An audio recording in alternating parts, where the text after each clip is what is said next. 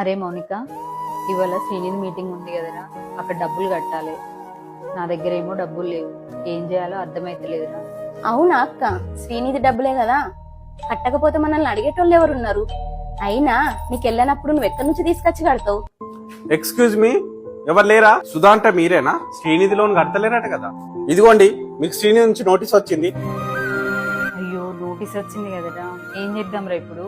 ఏ నోటీసే కదా అక్క, ఏమైతుంది? ఉన్నప్పుడు కడతావాయ్. ఏంటి లోన్ కట్టరా? మీకు కొత్తగా వచ్చిన ఆర్ఆర్ యాక్ట్ గురించి తెలియదండి.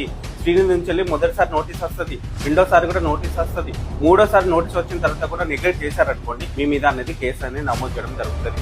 మీ ఆస్తులు అనేది కూడా జప్తు చేయడం జరుగుతుంది.